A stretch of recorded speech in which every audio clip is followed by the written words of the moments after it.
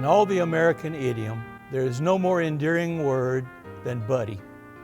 It is warm with intonations of friendship, brotherhood, and common purpose. We are assembled today to pay tribute to those, our buddies, who poured out their full measure of devotion upon the altar of freedom. Those and thousands of others in all the wars that America has fought, purchased by their blood the freedoms that we enjoy today, in the land of the free and the home of the brave. These battlefields of the world today are hallowed and holy to every American, and we pause to give them our highest honors, humbly realizing the sacred trust that these, our war dead, have handed to us. As we think of the selflessness and heroism, we are reminded of the words of Jesus Christ, who said, "Greater love hath no man than this, that a man lay down his own life for his friends." The freedoms we enjoy, the freedoms we take so much for granted, the freedoms we so often trifle with, were bought not by the gold of our millionaires, nor altogether the genius of our scientists, nor the sacrifices of the people at home, but primarily by the blood, sweat, and agony of those whose names on this day we honor, those who died that we might live. They found that there are principles well worth dying for. Their noble, unselfish sacrifice is a silent, eloquent rebuke to the self-centeredness of this generation.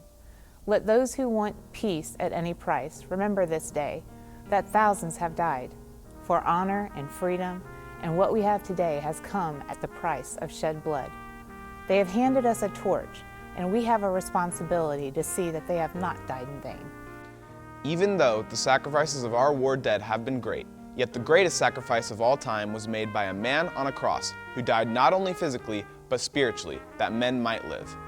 I challenge the world at this hour to accept his program of heart regeneration that can transform the society in which we live, and we can know the meaning of genuine peace in our time. My mind goes back 2,000 years to another battle which was fought on a hill called Calvary. It was a battle of one young man against all the forces of evil. It seemed like a futile, hopeless struggle as Jesus Christ took on Satan's task force single-handed. The jeers of the rabble, the spittle of the soldiers, and the sneering of the people were incidental compared to the inner struggle which was taking place in his soul. But I watch him in fancy as one hand is stretched out toward God and the other toward rebellious man, and he makes the connection and says, "It is finished." If we are to be strong spiritually, it will be through him. Thousands today are finding a fresh, new meaning of life through him. They are learning to say with confidence, "I can do all things through Christ, which strengthened me." We can best keep the faith with those who have gone before by keeping the faith with ourselves, with our highest ideals, and with God. Today, Today, We remember.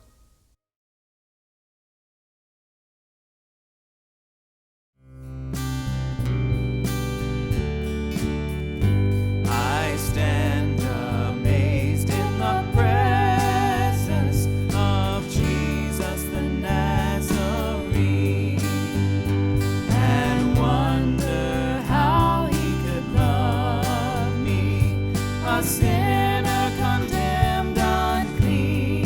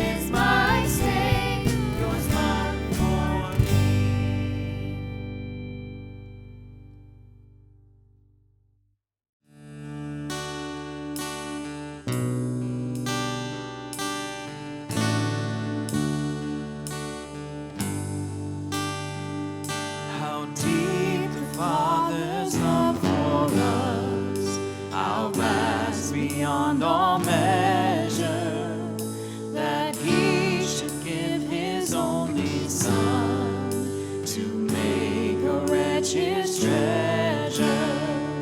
How great the pain of searing loss!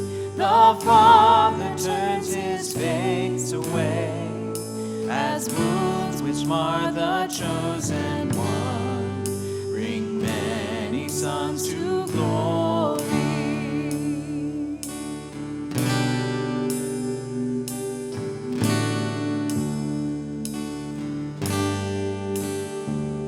Behold the man upon a cross, my sin upon his shoulders.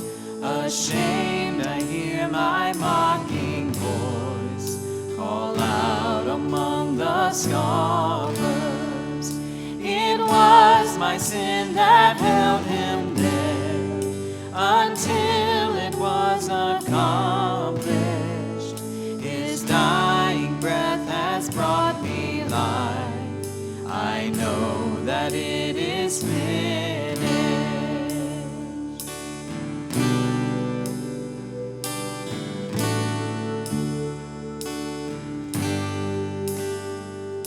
I will not boast in anything, no gifts, no power, no wisdom, but I will boast in Jesus Christ, his death and resurrection. Why should I gain from his reward? I cannot give an answer. But this I know with all my heart, his wounds have paid my ransom.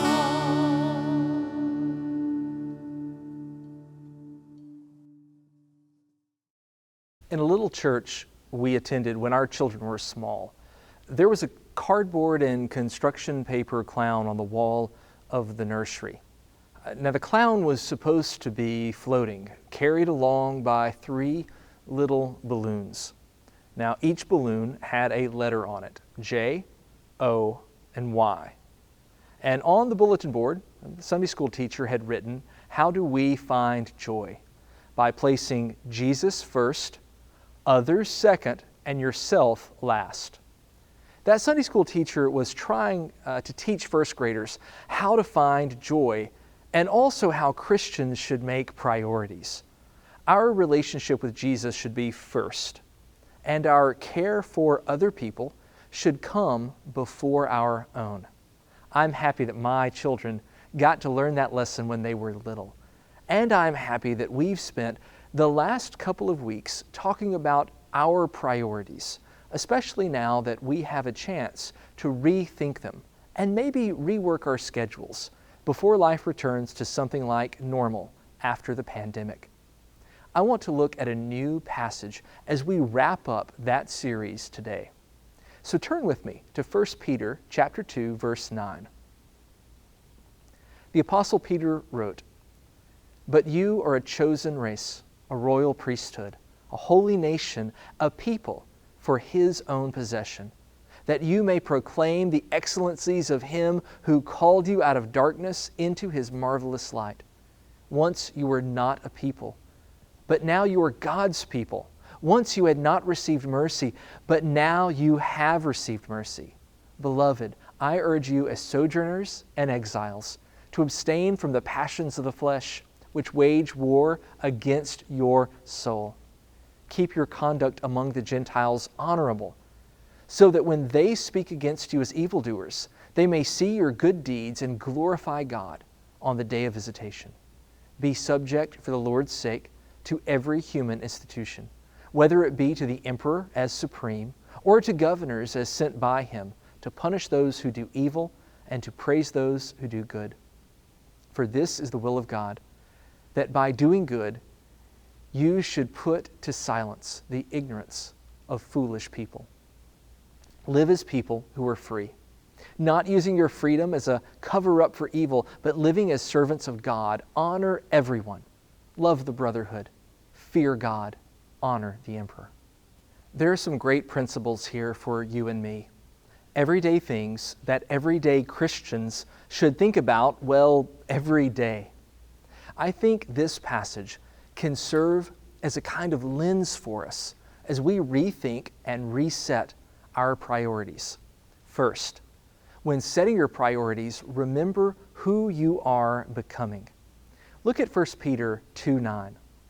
But you are a chosen race, a royal priesthood, a holy nation, a people for His own possession, that you may proclaim the excellencies of Him who called you out of darkness into His marvelous light. Once you were not a people, but now you are God's people. Once you had not received mercy, but now you have received mercy. You've been set apart by God for His purposes. The word for setting a common item apart for sacred use is holy. That is true of you when you belong to Jesus. He has taken common old you and common old me and set us apart for His own sacred purpose. He has made us holy.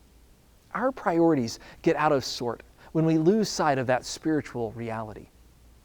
Do our choices reflect who Jesus has said we are? Do they help us, as Peter wrote here, proclaim the excellencies of Him who called you out of darkness into His marvelous light? It is totally possible for Christians to throw away their time and energy and talent and resources pursuing things that fail to reflect who we are in Jesus or help us become who He's called us to be. Prioritizing, giving time to, things in conflict with this is a recipe for spiritual stagnation. We need to embrace our identity, the idea that Jesus has made us holy, set apart for His good work and good pleasure. But not only embrace that identity as an idea or concept, but make decisions based on it. When we do, when we make it a priority, we begin to practice holiness. And practiced holiness, or personal holiness, is the key to becoming more and more like Jesus every day. Second, make personal holiness a priority for your sake. Verse 11 says, Beloved, I urge you as sojourners and exiles to abstain from the passions of the flesh, which wage war against your soul. Peter gets right to the point. We are merely passing through this world. We're not citizens of this kingdom. So we ought not be like the rest of the world. When we give in to the temptations that are all around us, it does more harm than we could possibly realize. Peter says the passions or desires of this world are waging war against your soul. The pursuit of personal holiness is for your good. It's how we fight against those things that would destroy us. Third, make personal holiness a priority for their sake. Peter continues this thought in verse 12. Keep your conduct among the Gentiles honorable, so that when they speak against you as evildoers, they may see your good deeds and glorify God on the day of visitation. I know I've said it 1,000,000 times, but I'll probably say it 1,000,000 more. God's grace for you isn't for you, at least not only for you. God has loved us, called us, saved us, redeemed us for His glory, for our good and for the good of others. We aren't meant to be collectors of God's grace, but conduits. As the Apostle Paul put it, we are God's ambassadors. He is making His appeal to men and women through us. So the way we live either reflects that purpose or it doesn't. And everything we do reflects upon the character and name of the Jesus who we claim. We should be ashamed when our speech or our actions or our attitudes or our Facebook feed doesn't reflect well upon the one who saved us, who we claim to follow, whose name we represent, whose love and grace we have been asked to share with others. Fourth, remember, there's no such thing as a compartmentalized life. Verse 13 says, Be subject for the Lord's sake to every human institution, whether it be to the emperor as supreme or to governors, as sent by him to punish those who do evil and to praise those who do good. For this is the will of God, that by doing good you should put to silence the ignorance of foolish people. Live as people who are free, not using your freedom as a cover-up for evil, but living as the servants of God. We are all guilty of thinking that our lives are little compartments. I'm a husband, a father, a pastor. I have a membership to a local gym and a credit union. I have a favorite football team and tend to vote for a particular political party. All of these roles and titles and belongings and preferences, they kind of make me who I am. There are a couple of dozen things that I could easily point to as my identity. And it's tempting to think that I can compartmentalize all of them, that my conduct in one doesn't really affect any of the others. And it's especially tempting to take our religion, our spirituality, and put it in one of those boxes. So what I do on Sunday morning has no real bearing on what I do on, say, Thursday afternoon. How I pray to God doesn't affect how I talk with the cashier at Walmart. What I believe has its place, but it's separate from what I do. This is a myth. It's simply a lie. You are one person, not 20, and you're the same person wherever you go or whatever the circumstance. That's why Peter can tell the Christians he's writing to how to think and how to speak about their civic leaders, because their Christianity should affect every part of their lives. Now, the Roman emperor in question was an awful person and truly antagonistic towards Christians. We tend to love this passage when our preferred political party is in office and ignore these verses when the other party is in power.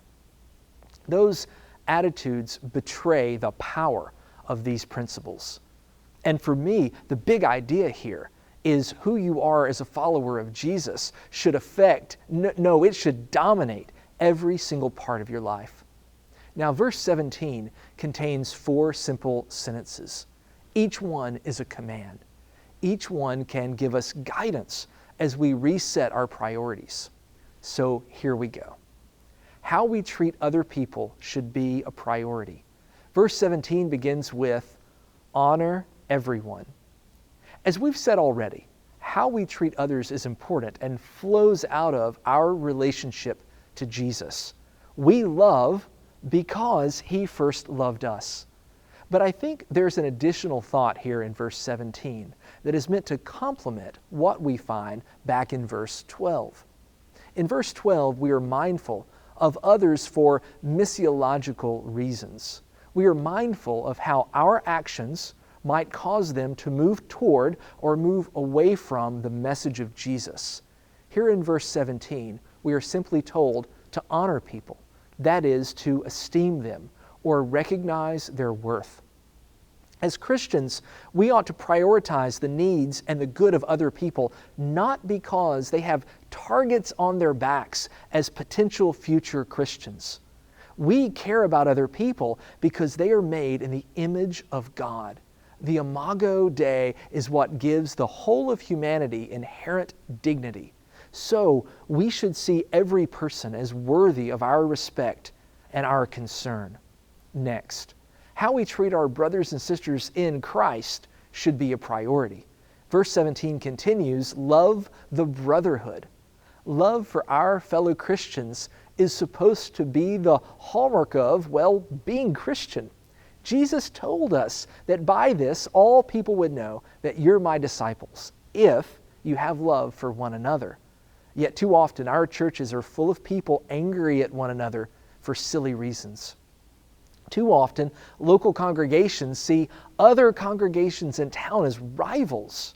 Maybe worst of all, people can believe they belong to a local church without knowing or being involved in the lives of other brothers and sisters in that church.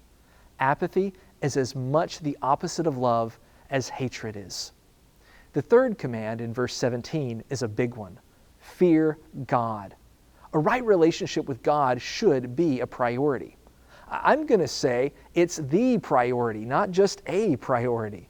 The Apostle Peter may include fear God in a list of commands, but there is zero doubt that he agrees this priority should be the first and foremost. The Apostle Paul said, whether you eat or drink or whatever you do it all for the glory of God. There is no part of our daily lives, no matter how seemingly insignificant, where we cannot be mindful of God.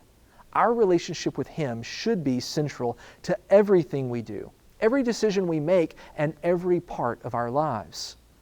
Everything we put on our calendars is an opportunity to honor Him, to strengthen our relationship with Him, and to make Him known. And finally, Peter writes, honor the emperor. Our civic responsibilities should be a priority. As Christians, we do have an obligation to the community that we live in. A common question asked by church health consultants is, if your church ceased to exist tomorrow, who in your community would care?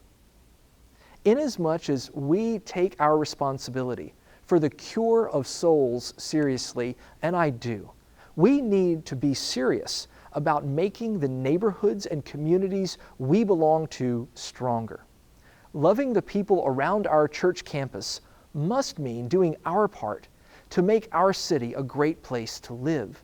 I'm so proud that our church helps tutor first graders at our local elementary school, and helped even this weekend with a larger program in our community to distribute face masks to our neighbors.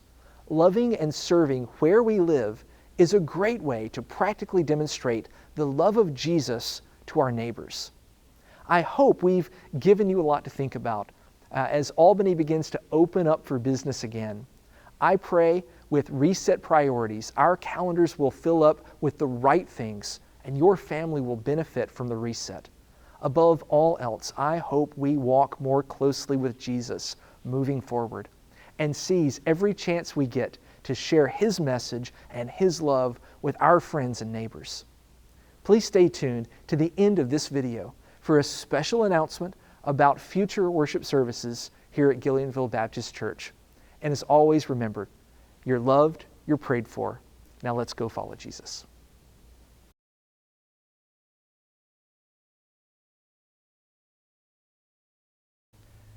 When we canceled services on March 15th, we could scarcely imagine how much our lives would change in the weeks that followed.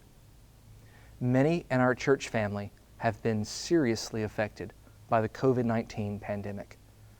We grieve along with those who have lost loved ones. Our hearts break for those who have lost jobs. We also acknowledge how the stress of isolation and separation has compounded the everyday worries and troubles of life. And on top of all of these, we have lost the consolation of gathering with our church family each week for worship. Loving our neighbors is not an option. It is a command from our Lord. Loving our neighbors during this pandemic meant the momentary sacrifice of public gatherings. I am proud that, for the good of our community, we made this decision early and without grumbling. Christ-likeness demands the laying aside of our wants for the good of others. In a season of panic and rumor, your selflessness has been inspiring. To date, we have canceled 12 weeks of worship services and gathering. But in that time, you have been amazing. You have been creative in your care for your sisters and brothers in Christ from a distance. You've learned how to move small groups and Bible studies from classrooms to chat rooms. You have adjusted, and our pastoral team has learned how to gather together online for worship. Your faithfulness in giving has met every one of the church's needs. It would be an understatement to say that you have exceeded all expectations. The next campaign is fully funded, and we have turned our sights on eliminating our church's debt. we have all learned how to be both flexible and faithful in the past 2 months. But through it all, we have missed gathering together as the church. We are, therefore, so excited to announce that the time has come to restart in-person worship services. Gillionville Baptist will open its doors again for public worship on Sunday, June the 14th. This decision has been made with a lot of prayer, study, and consultation. And while we know and respect that many in our church family will need to continue to avoid public gatherings, we will begin the process of relaunching our services and discipleship opportunities. Our recent survey of church members was clear. You are ready to be back at church, but cautiously and gradually. Like many of our sister churches here in Albany, this will be an incremental process. We are trying to organize this process into 3 steps that will follow the advice of local medical leaders and governmental guidelines. We envision 3 steps between being closed and returning to being fully operational. While not ideal, a methodological process will be best for our families, our volunteers, and the safety of all who attend our services. More details will follow, but for now, we envision these steps. First, Sunday morning worship will start again on June 14th. For the well-being of our congregants, strict social distancing will be observed. Step 2, some next-gen ministries and midweek Bible studies will resume. And step 3, our weekly schedule of services and discipleship opportunities will begin to look more like our pre-pandemic schedule.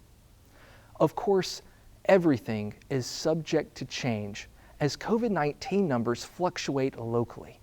Your continued flexibility in the days ahead is essential. We know you have a lot of questions. The church is sending details to our members outlining the initial steps we are taking in reopening. Let's take just a few minutes to address some questions that you might have. So what will happen starting June 14th? Sunday morning worship will resume at 10:30 a.m. We will open overflow rooms for Sunday morning worship, and this will include one room available as an option for parents with small children. We will begin live streaming our Sunday morning worship services. We will still produce and upload content to YouTube for our next-gen ministries. Most of our small groups will continue meeting online only. Your small group leader will be in touch with details for your group. So what will not be available on June 14th? We're not going to be having midweek Bible studies, next-gen ministries including GB Kids Club, Children's Church, or Common Ground, nursery care, 9:15 a.m. small groups, our worship choir, and coffee stations. How close will I be sitting to other people? We have reorganized our worship center seating for this season. Seats are arranged in groups of 2 to 6 chairs. Each of these seating groups is at least 6 feet from the seating groups surrounding it. Do I have to wear a face mask? We are strongly encouraging people to bring and wear face masks. We will make a limited number of masks available for people to use and take home.